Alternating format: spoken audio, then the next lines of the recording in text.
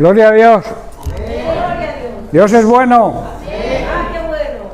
A pesar de nosotros, Dios sigue amándonos, ¿verdad? No lo merecemos. Pero como el amor de Dios es eterno, o sea, no se acaba, la eternidad no tiene principio ni tiene fin, y Dios es un Dios eterno, Dios existía antes de que existiera nada, y su amor también es igual. Sigue amándonos, a pesar de nuestros defectos, nuestras fallas, y también nuestros pecados. Porque todo lo que no le agrada a Dios, hermanos, es pecado. Debemos agradar a Dios en todo. En toda nuestra manera de vivir tiene que agradar a Dios. Lo que hagamos, cuando nos levantamos. Hay personas que se levantan siempre de mal humor. Y así les va luego el día. Levántate alabando y glorificando a Dios.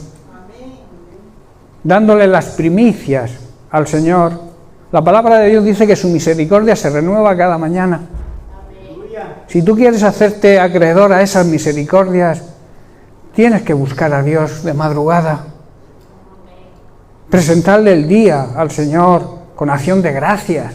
Agradecerle que puedes abrir los ojos un nuevo día.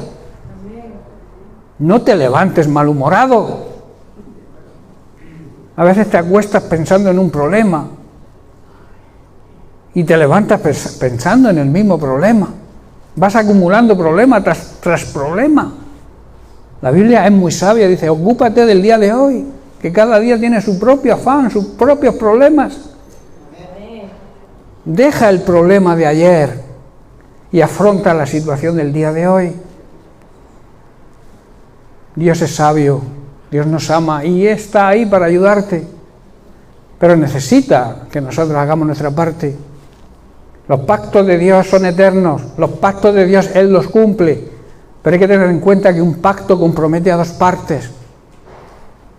No le podemos exigir a Dios que cumpla su parte si nosotros no cumplimos la nuestra.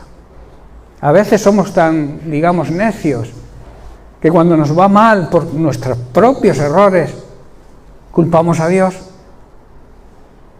¿Con quién contaste? Nos puede decir el Señor, para hacer lo que has hecho y que te ha salido mal, si conmigo no me has pedido opinión. A veces ocurre, ¿verdad, hermanos? ¿Miento o es la verdad? Tenemos que aprender. Jesús vino a enseñarnos, a marcarnos el camino a seguir para que esa vida que Él nos promete, cuando Él vino dijo, yo he venido a daros vida, a que viváis vida abundante, que a veces confundimos la abundancia, esa vida abundante con tener muchas cosas, pero no se trata de eso, se trata de tener una buena relación con Él, de vivir de acuerdo a sus principios, de acuerdo a sus preceptos, obedecer sus mandamientos, no porque Él quiera exigirnos que hagamos cosas, sino que los mayores, los primeros beneficiados somos nosotros, cuando andamos de acuerdo a su palabra. Estamos tratando el tema ya varias semanas sobre seguir a Cristo. Muchas personas siguen a Cristo, pero lo siguen de lejos. Y de lejos no puedes escuchar su voz. De lejos no podemos saber qué tiene Dios para nosotros, qué propósito, qué plan tiene para nuestra vida. Hay que buscar al Señor y seguirlo de cerca, teniendo comunión diaria con Él, alimentándonos de su palabra diariamente. Nuestro espíritu necesita comer la palabra de Dios. Nuestro cuerpo lo alimentamos y lo alimentamos bien. Nos gusta comer, ¿verdad? Y sobre todo comer bien, no quedarnos a medio. ¿Y con el espíritu qué? ¿Qué ocurre con el espíritu que necesita comer diariamente también? ¿Qué alimento le estamos dando? ¿Cómo está nuestro espíritu? ¿Está fortalecido o está débil? Ten en cuenta algo, si tu espíritu está débil, tu carne lo va a vencer. Ahora, si tú debilitas tu carne, tú la sometes al Espíritu Santo, tu espíritu va a renacer, va a coger vida y va a vencer a la carne. Es una lucha, es una guerra. ¿A quién alimentamos más? ¿Al espíritu o a la carne? Depende a quién alimentes, saldrá vencedor. Por eso yo te pregunto, ¿qué tal está tu relación con Dios? ¿Cuál es tu cercanía a Dios y a su palabra? ¿Estás dispuesto a hacer lo que Cristo te pide que hagas? ¿Estamos dispuestos a perderlo todo si hace falta para salvar nuestra alma? ¿Qué es más importante para ti? ¿Tu vida terrenal o el futuro, la eternidad de tu alma? ¿Qué priorizas? ¿Qué pones en primer lugar? ¿La vida eterna? Que el Señor nos promete y quiere darnos un anticipo, que empecemos a vivirla ya aquí, en esta tierra, y luego pasar toda la eternidad en su presencia. ¿Qué decides? ¿Cuál es tu decisión? ¿Seguir a Cristo o seguir tu carne? Lo que tú quieres hacer. Estas preguntas dan pie al tema que estamos tratando. Recordar que estamos tratando, lo dejamos la semana pasada, tratando sobre lo que significa perder para ganar. Las personas que para este sistema mundano igual los considera vencedores, pero que para Dios son perdedores.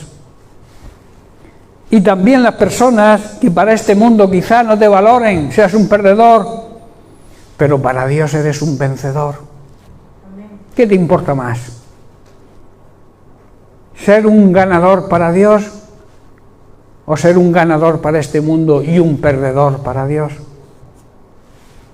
Eso es lo que habla el versículo que hemos leído, que vamos a leer ahora. Estábamos viendo, y voy a hacer un pequeño resumen de las personas que son ganadoras para el Señor y quizás sean perdedores para el mundo. Primero están los que optan por darle prioridad a perdonar. Hoy se ha hablado del perdón, ¿verdad? Dios confirma, Dios habla. Hay una necesidad, hermanos, y es una ley el perdonar. Dios quiere perdonarte. Él envió a su Hijo Jesucristo a la cruz para perdonarte a ti y a mí. Pero hay una ley espiritual que dice que si tú no perdonas, no se hace efectivo el perdón de Dios en ti. Y esto no es ninguna herejía. Es que el Señor perdona, claro que perdona, pero te exige a ti que perdones también y que pidas perdón si es necesario cuando te toque. También están los que deciden perder la capa y poner la otra mejilla. Aunque para el mundo seas un perdedor. Los que perdieron amistades y trabajos por no negociar los principios éticos y morales que en ellos se encuentran, como hizo Daniel y sus amigos que se negaron a comer de la mesa del rey.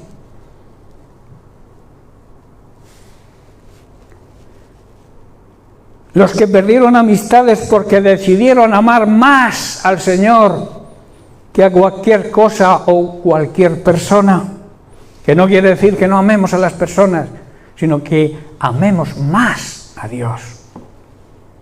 Si tú amas a Dios de verdad, vas a amar al resto de la humanidad, porque lo que Dios nos insta, nos empuja, es amar primero a Dios y después al prójimo, como a ti mismo.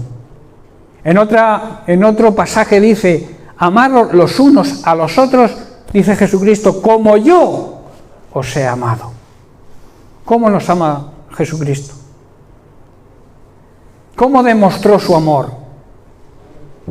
Muriendo por sus enemigos, por aquellos que lo maltrataron, aquellos que se burlaban de él, aquellos que lo crucificaron, y desde la cruz oraba al Padre pidiendo el perdón de ellos. Así nos amó Jesucristo, hermanos. Y nosotros, ante la mínima que nos hacen, ya guardamos rencor, ya estamos sin hablarnos un tiempo, porque me has dicho, o quizá al tiempo ni te acuerdes por qué no le hablas a alguien. Eso ocurre mucho en el matrimonio también. A veces no nos hablamos y al cabo de cierto tiempo te preguntas a ti mismo, ¿por qué no le hablo yo a mi esposa o a mi esposo? No recuerdas el por qué, pero sigues sin hablarle. Eso es tremendo, hermano, eso que pasa en el mundo, pero que nos pasa a nosotros dentro de la iglesia, que ocurra eso, cuando Dios nos ha llamado al perdón.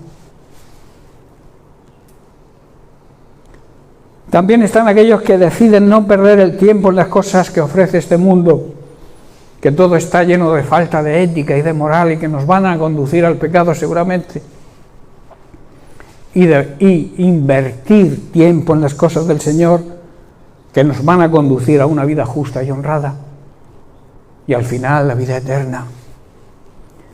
Están los que deciden perder la comunión con las tinieblas. Las tinieblas es el pecado, la ignorancia de este mundo, y ganar la comunión con la luz, la comunión con Cristo, que Él es la luz. Pero nosotros también debemos ser luz. Somos el cuerpo de Cristo. Él dijo, yo he venido para ser luz en este mundo, pero ahora yo me voy y os delego a vosotros el trabajo de ser luz. Y la luz no se esconde. Tú no pones una bombilla en el suelo, ¿verdad? O debajo de la cama. Tú la pones en el techo bien alto para que alumbre. Aleluya. Así debe ser tú, una luz para este mundo que vive en oscuridad, en tinieblas, en pecado, en ignorancia, en maldad. Tú tienes que alumbrar a este mundo que, como digo, vive en tinieblas. Este último punto habla de luchas, hermanos, de enfrentamiento, de guerras. Decíamos que los expertos de este mundo dicen que la crisis, los conflictos y las guerras vienen por culpa del capitalismo y el socialismo, o entre políticos de diferentes ideas. Lo que realmente existe es una crisis espiritual que trae como consecuencia la crisis económico-social. Pero el mundo esto no lo ve. No se dan cuenta de que el problema, si los políticos de hoy en día se dieran cuenta de dónde está la raíz del problema de que las cosas no marchen bien, levantarían la mirada al cielo, buscarían a Dios como la ayuda. La solución está en Cristo. Pero no solamente la solución nuestra, sino la del universo en completo. Pero los políticos y el mundo, las personas que habitan este mundo, los incrédulos, no se dan cuenta. Están ciegos. Por eso debemos abrirle los ojos nosotros, que tenemos la verdad, que conocemos la verdad, que somos libres, porque la verdad nos hace libres. Tenemos que levantarnos, encender la luz. ¿Qué ocurre cuando se enciende una luz? Que las tinieblas desaparecen. Las tinieblas con la luz no casan, ¿verdad? Si hay luz, no hay tinieblas. Si hay tinieblas, no hay luz. No conviven. Y Dios nos ha llamado a ser luz, no tinieblas. Amén. Amén. El problema, hermanos, es que es una lucha entre la verdad y la mentira, entre el reino de la luz y el reino de las tinieblas. Es, por tanto, una guerra espiritual. Y el problema es que lo que realmente está sucediendo es invisible. La consecuencia de todo lo que vemos que está ocurriendo, del mal y de las cosas malas que están ocurriendo, es algo que no se ve, el motivo. Incluso también hay algunos creyentes, muchos diría yo, con sus ojos espirituales cerrados, y eligen ignorar lo que está ocurriendo, esta guerra espiritual, para poder pasar desapercibidos y que el mundo no se meta con nosotros. Eso habla de falta de compromiso. La Iglesia debe salir a flote con la verdad. Que la verdad resplandezca. Yo te digo algo, existe mucha mentira, pero existe la verdad. Y la verdad siempre le gana a la mentira. Porque Cristo, que es la verdad, venció a Satanás, que era el padre de la mentira. La verdad siempre saldrá victoriosa. Y tú y yo la tenemos. No escondas la verdad de Cristo. No te refugies como hacen las tortugas cuando son atacadas. ¿Qué hacen? Esconden la cabeza y las patas en el caparazón. Nosotros no debemos actuar así. Debemos que la gente nos vea, que somos el remanente que Dios ha dejado o ha elegido para traer esa luz que este mundo necesita. En Efesios capítulo 6, Pablo nos dice algo muy importante y que debemos saber y aplicar.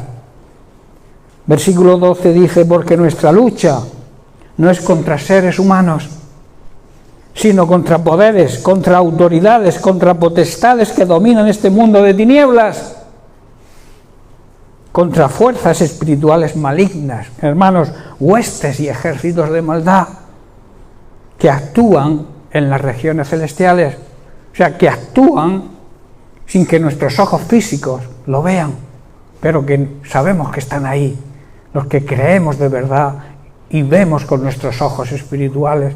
Sabemos que existen esos poderes que gobiernan e influencian la vida de las personas. Dice el versículo 13, por tanto dice, tomad, aparte de un consejo es un mandamiento, tomad toda la armadura de Dios para que podáis resistir en el día malo. El día malo es el día de los problemas, el día de las dificultades que todos atravesamos y que generalizando hoy en día este mundo está sufriendo. Estamos viviendo el día malo. Epidemias, guerras, luchas fratricidas, terremotos, tsunami. Estamos viviendo el día malo. Por eso tenemos que cubrirnos con la coraza de Dios, con la armadura de Dios. ¿Para qué? Para que cuando haya acabado todo esto que está sucediendo, que va a terminar, porque los problemas duren mucho o duren poco, siempre van a terminar. Y cuando terminen, que estemos firmes, que hayamos sobrevivido en nuestra fe y en nuestra firmeza en creer y la esperanza de que Dios cumple siempre sus promesas. Igual no las cumple cuando tú quieras, pero en el momento oportuno, que es el momento de Dios, el tiempo de Dios, no el nuestro. Él no funciona con nuestro cronos, de ahí la palabra cronómetro. Él funciona con el kairos, el tiempo de Dios. Amén. Nuestra lucha, por tanto, no es contra enemigos de carne y hueso, sino contra gobernadores malignos y autoridades del mundo espiritual que no se ve, invisible, contra fuerzas poderosas en un mundo tenebroso y contra espíritus malignos, o sea, contra demonios que abundan. Luchamos contra la influencia que estas autoridades tienen sobre las personas. De ahí la necesidad de cubrirnos con toda la armadura de Dios y así poder afrontar con fe y valentía todo lo que está pasando en estos tiempos tan peligrosos y mantenernos firmes. En Efesios capítulo 6, a partir del verso 14, Pablo exhorta y explica en qué consiste dicha armadura. Dice: estad pues firmes, ceñidos vuestros lomos con la verdad, vestidos con la coraza de justicia y calzados los pies con el apresto del Evangelio de la paz. Sobre todo, tomad el escudo de la fe, con que podéis apagar todos los dardos de fuego del maligno. Tomad el yelmo de la salvación y la espada del Espíritu, que es la palabra de Dios, orando en todo tiempo, tiempos buenos o tiempos malos, siempre tenemos que orar con todo tipo de oración y súplica en el Espíritu, y velando en ello con toda perseverancia, estando vigilantes siempre y suplicando por todos los santos, que a veces lo que hacemos, en vez de orar por los santos son los que se sientan en las bancas, no los que están en una imagen de madera colgada en la pared.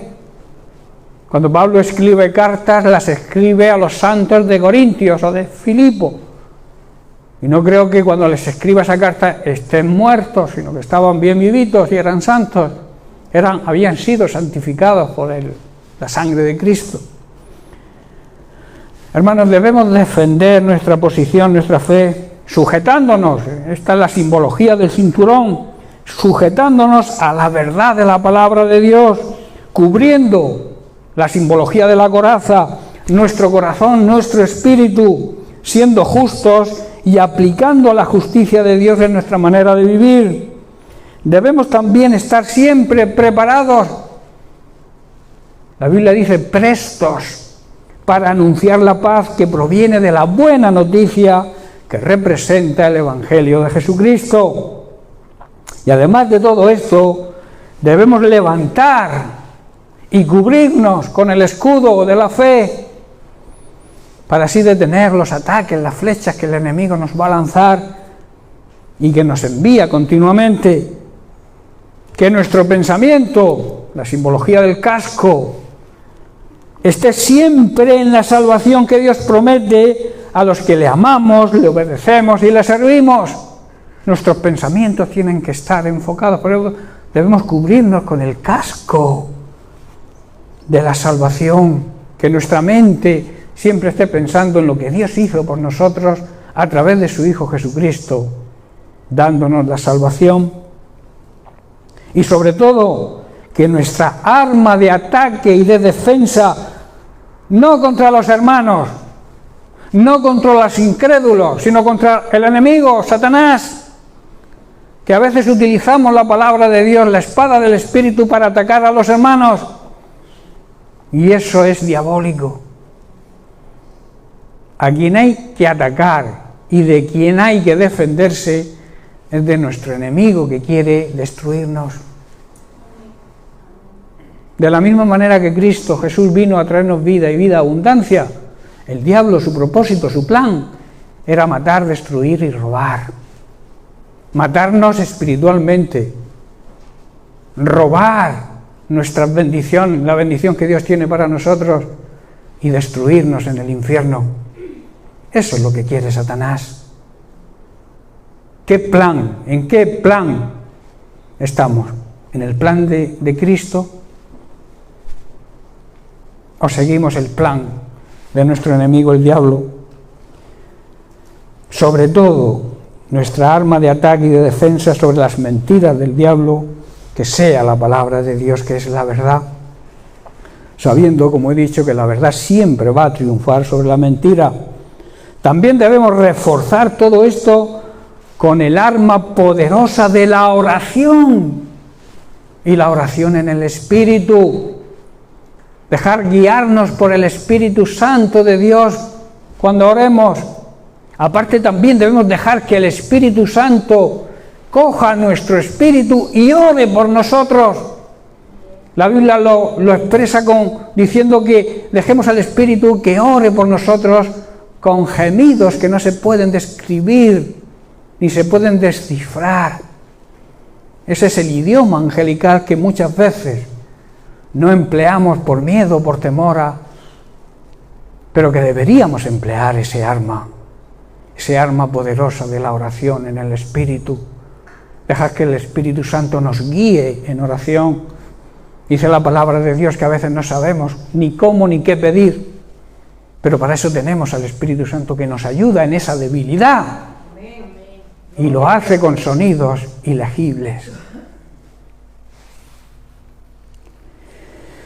En este mundo también podemos llegar a la siguiente, en este punto, a la siguiente conclusión.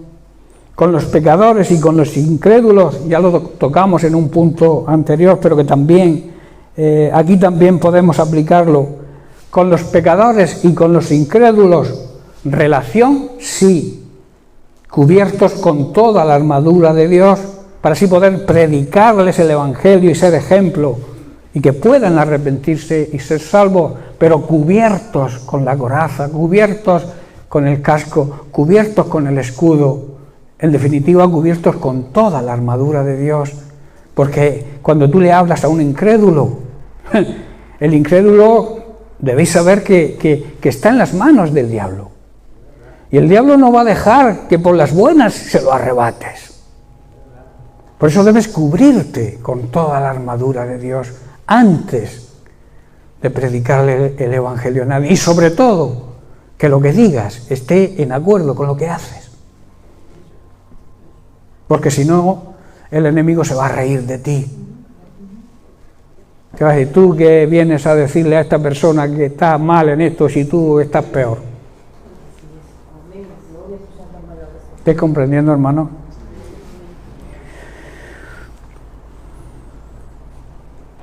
Relación, sí, pero no debemos tener comunión. Como decíamos, significa participar íntimamente con ellos, tener un trato familiar con los incrédulos, ser fiel a lo que ellos piensan, tener la misma visión, hacer lo mismo que ellos hacen. Ahora se acerca Navidad, ¿verdad? Hay muchos creyentes que hacen lo mismo que hacen las personas incrédulas. No caigamos en ese error. Nosotros tenemos que ser luz. Esa luz que supuestamente viene en esta época a este mundo, que es Cristo, que por eso se encienden todas las lucecitas por todos sitios y nadie sabe por qué. ¿Por qué se iluminan las calles en Navidad? ¿Por qué ponemos lucecitas en casa? Eso es simbología de que Cristo viene a la tierra, la luz viene al mundo. Pero el mundo lo ha convertido en una juerga, en una fiesta, en un atiborrarte de comida, gastarte dinero sin freno. ¿Sabéis que el mes de diciembre es el mes que más se gasta, que más se consume y que menos se ofrenda a Dios también? Eso es Navidad. Voy a mandar a todo el grupo de la iglesia un estudio que tengo sobre la verdadera Navidad, que explica todo lo que se hace en Navidad y de dónde proviene. Que la mayoría de las cosas provienen de los paganos, de los que no creen. Pero nosotros, los supuestos cristianos, lo hacen. No participes, hermano, con lo que participan malamente las personas que nos rodean. Seamos ejemplo para ellos. Y cuando te digan, ¿tú por qué no pones el arbolito de Navidad? Sepas por qué no lo pones. Que muchos cristianos, y yo sé que si yo me dedicara a visitar ahora en Navidad a familias cristianas, encontraría más de un árbol de Navidad. Seguro. Pero es igual.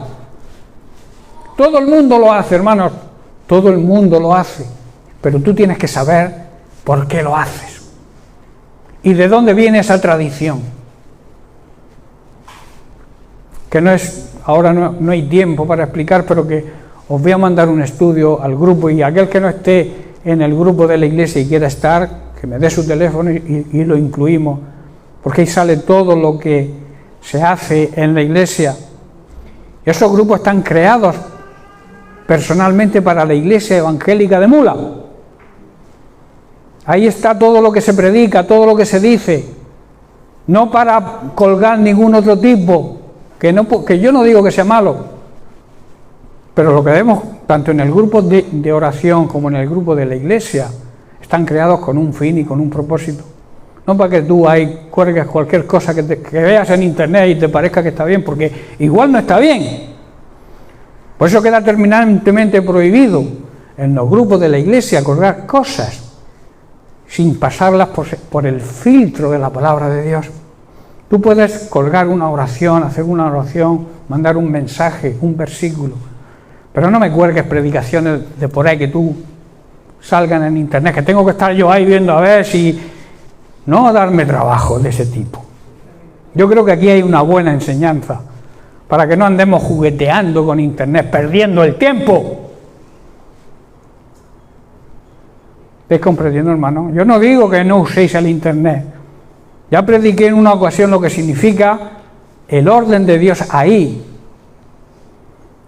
No todo me es lícito, mas no todo me conviene. No me puedo dejar impresionar ni atar por nada. Tengo que ser sabio y dedicar mi tiempo a escuchar la verdad. Y si tienes dudas sobre algo, pregunta, que para eso estamos los líderes espirituales, los padres espirituales que Dios ha puesto en su congregación, para que os informen de las cosas que están bien y las cosas que están mal. Deberíais tener vosotros discernimiento, porque se supone que tenemos al Espíritu Santo morando en nosotros, ¿verdad? Porque todo nacido de nuevo, el Espíritu Santo viene a morar dentro de él, y el Espíritu Santo da discernimiento. Y discernir, aparte de distinguir entre el bien y el mal, también da discernimiento entre lo que es verdad y lo que es casi verdad. Es que aquí este hombre predica y nombra a Jesucristo, pero en el momento en que te meta un 1% de mentira, esa levadura echa a perder toda la predicación y te puede contaminar, te puede envenenar tu vida cristiana. No lo digo por controlar, yo no quiero controlar ni fiscalizar a nadie, yo lo que doy es consejos.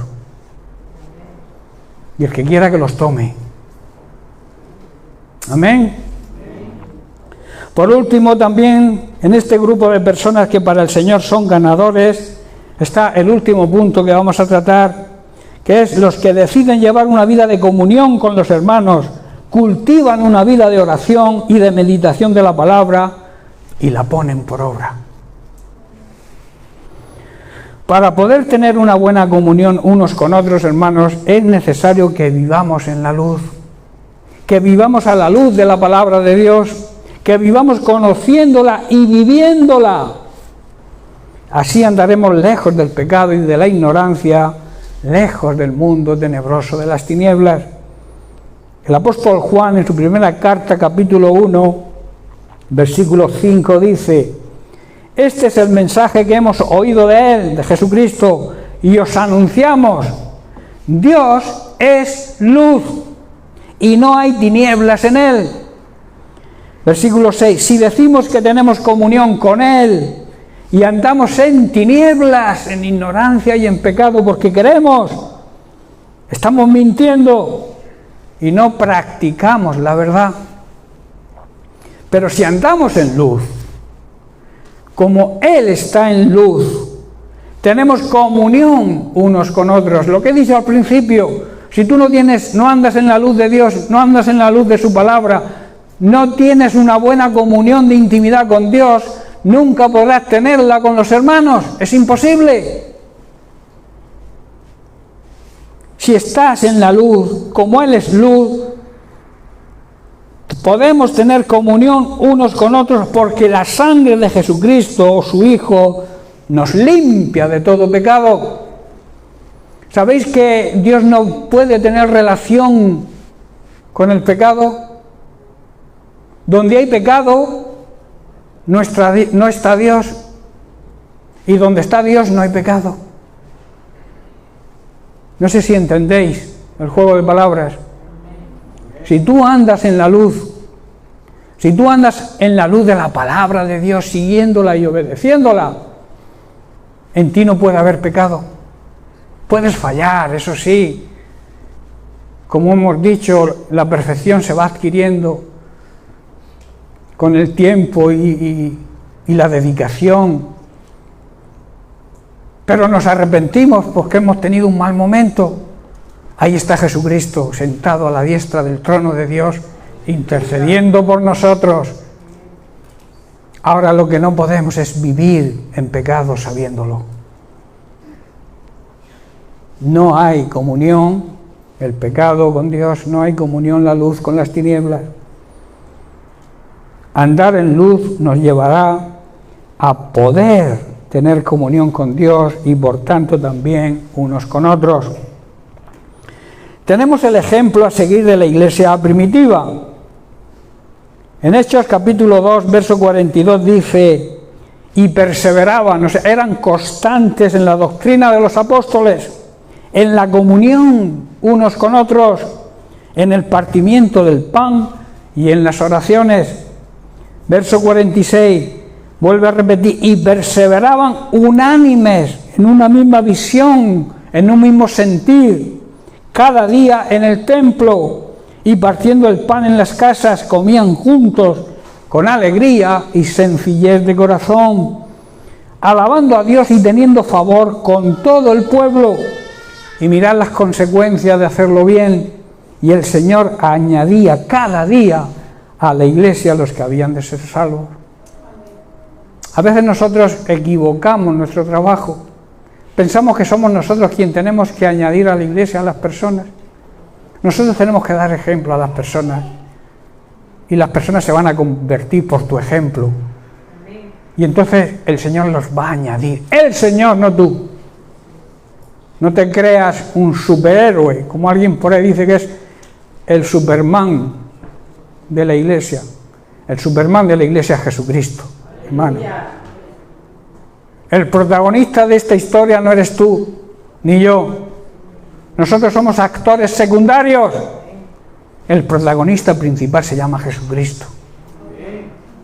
Y cuando tú le quites la honra y el honor que se merece Jesucristo y lo que Él hace por nosotros, estás robándole la gloria a Dios. Y los ladrones no entrarán en el reino de los cielos. ¿Estoy comprendiendo, hermanos? Os veo muy serio esta mañana, no sé. Hermanos, todos los creyentes deberíamos seguir las enseñanzas que Jesucristo enseñó a los apóstoles. No cambiarlas. Esas enseñanzas han ido transmitiéndose de generación en generación y debemos hacerlo sin adulterarla. La palabra de Dios hoy en día abunda adulterada en muchos sitios. Tenemos que tener mucho cuidado, mucho ojo con las sectas, con las falsas doctrinas, con muchos cristianos que se llaman evangélicos y no siguen las enseñanzas del Evangelio.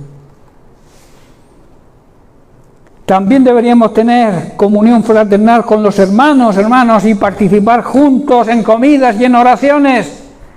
¿Sabéis que el motivo principal por el cual comemos aquí los domingos es por tener coinonía los hermanos juntos? Por eso cuando alguien lleva, dame un menú, me lo llevo a casa y me voy, a mí eso no me agrada, porque no es el propósito, esto no es un restaurante. Comemos juntos, como dice la palabra de Dios, y es ejemplo la iglesia primitiva, con alegría, con gozo, porque estamos los hermanos juntos. Come aquí, participa aquí, luego si te quiere llevar un menú, pero que no llegues allí, termine el culto, pidas un menú y te vayas a casa. Ese no es el plan.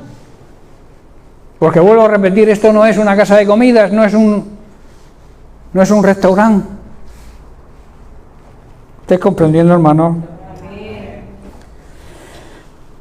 También debemos aprender a adorar juntos en el templo, a tener el deseo de estar los hermanos juntos para adorar a Dios.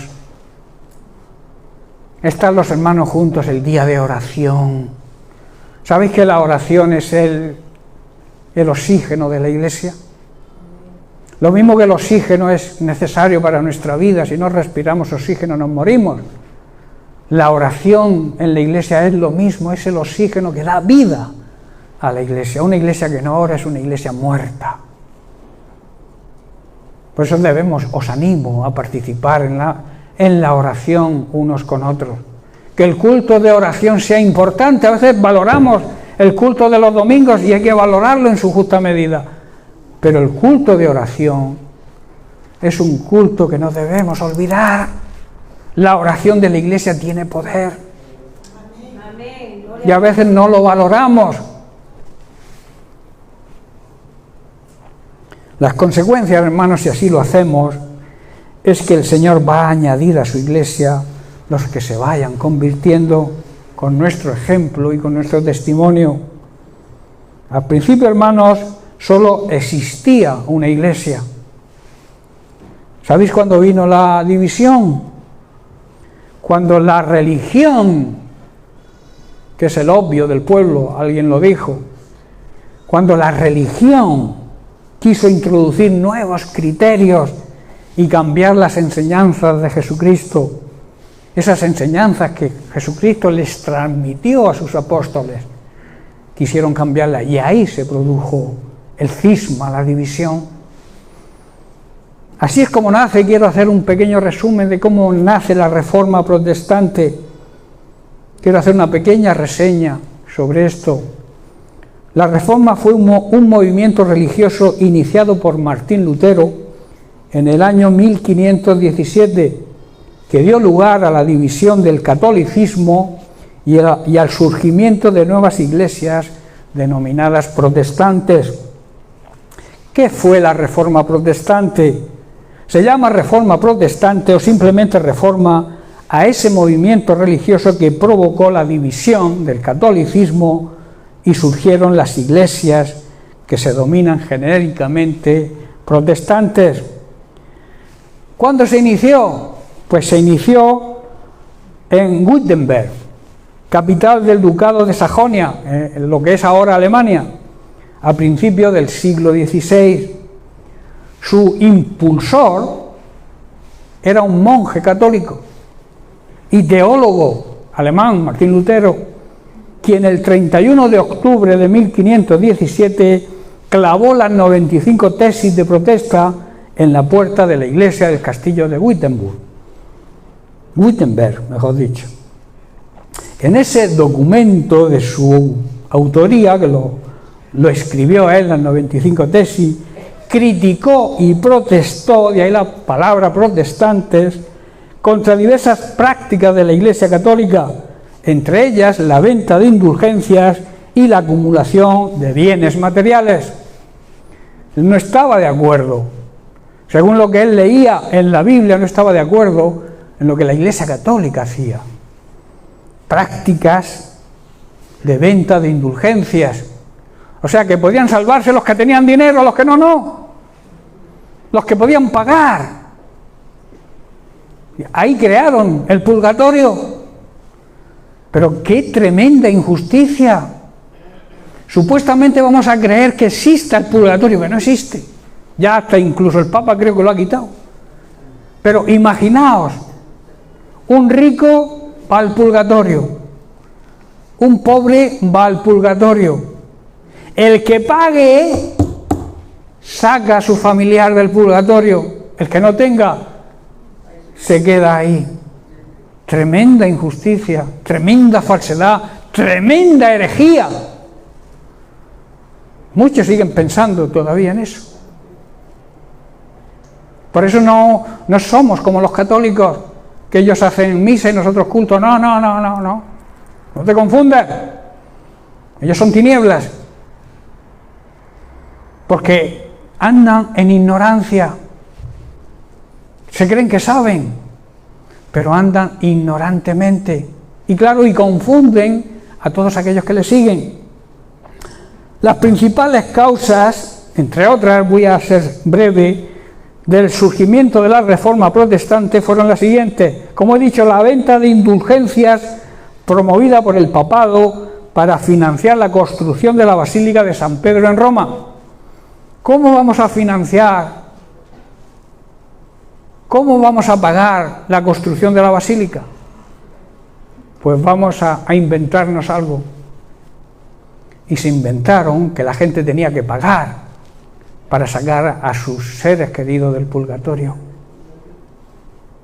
Tremendo, ¿verdad?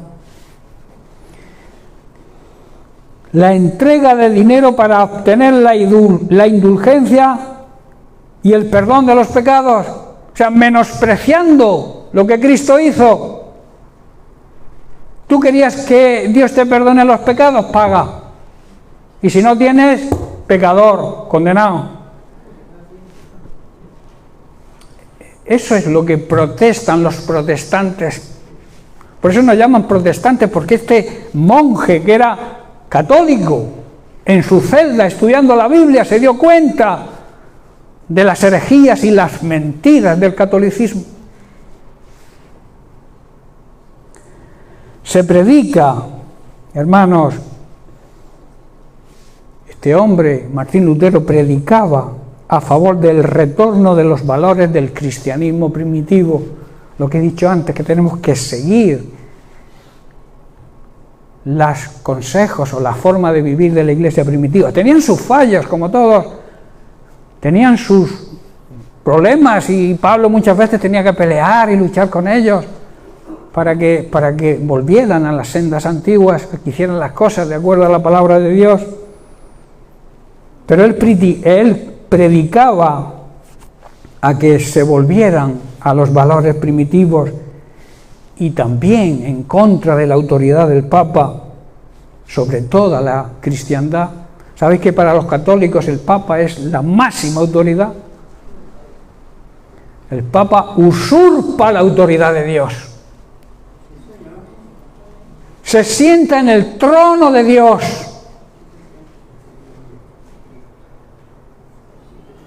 Por eso también Martín Lutero protestó contra esa jerarquía que quería imponer el papado, ser el representante de Dios aquí en la tierra. ¿Sabéis quién es el representante de Dios aquí en la tierra? El Espíritu Santo.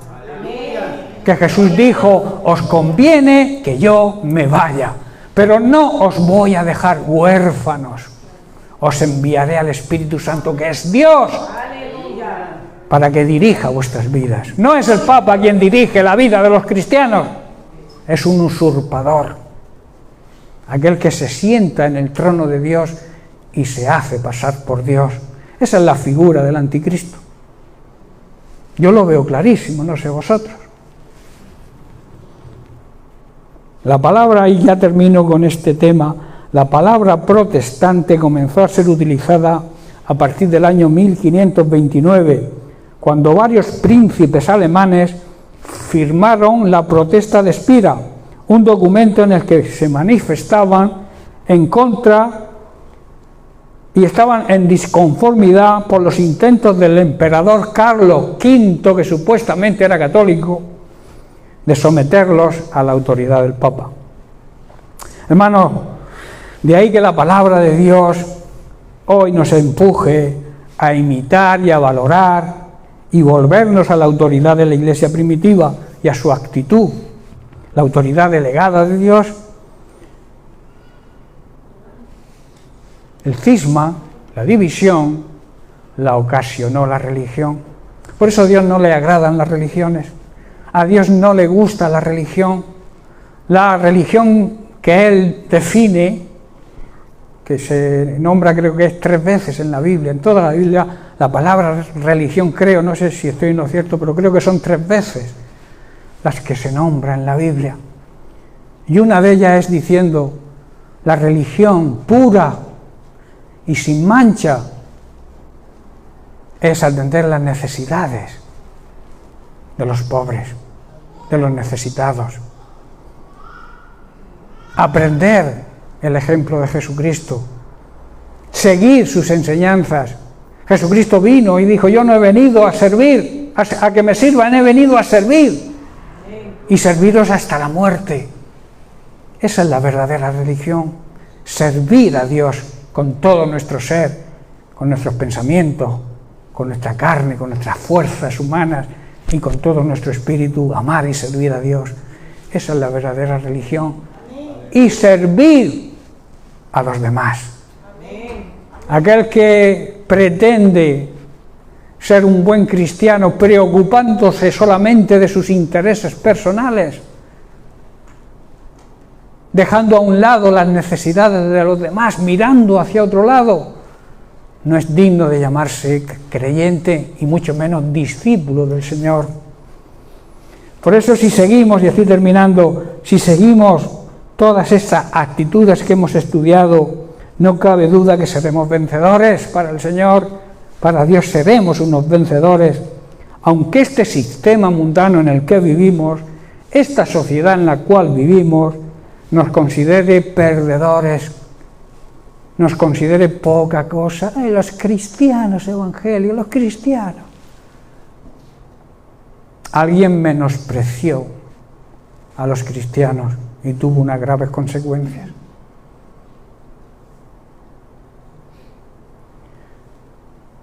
Alguien maldijo a Dios desde lo más profundo de sus entrañas, dijo, y murió con un cáncer en sus entrañas.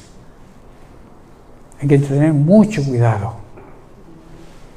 No voy a decir el nombre, pero yo creo que muchos conocéis a esa persona que maldijo a Dios. Y lo dijo así: maldigo a Dios desde lo más profundo de mi ser. Y murió con un cáncer en lo más profundo de su ser. Con Dios no podemos jugar, hermanos.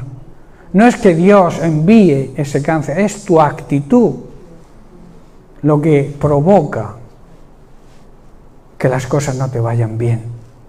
Dios envió a Jesucristo para sanar a todos los oprimidos, a todos los enfermos. No puede mandar enfermedades, pero si te vienen algo malo por tu mala actitud, no es culpa de Dios. ¿Estás comprendiendo, hermano? Tenemos que aceptar también la soberanía de Dios. Él sana. Yo lo creo, que Él sana. El profeta Isaías dice que Él llevó nuestras enfermedades en la cruz del Calvario para que tú no las lleves. Pero Él sigue siendo soberano y Él decide. Y si decide llevarte con Él, tenemos que aceptarlo. ¿Estás comprendiendo? Bien, pues lo dejamos aquí. Seguiremos la semana que viene también con el mismo tema. El tema de seguir a Cristo de cerca, seguir a Cristo de verdad y también saber el precio que hay que pagar. Amén. Que Dios les bendiga.